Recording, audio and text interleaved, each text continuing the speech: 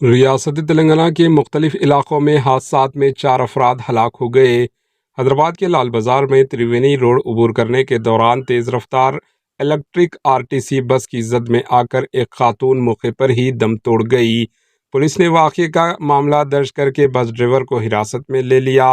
دوسری جانب سکندرآباد کے مہنکالی پولیس اسٹیشن لیمٹس میں ایک شفٹ کار ایک 2 ویلر گاڑی سے ٹکرا گئی۔ اس حادثے میں 2 افراد کی موت واقع ہو گئی۔ ایک نے موقع پر ہی دم توڑ دیا جبکہ دوسرا اسپتال جاتے ہوئے دم توڑ گیا۔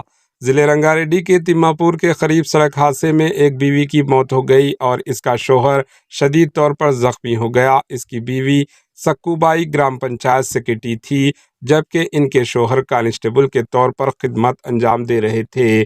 Bureau report AHN news.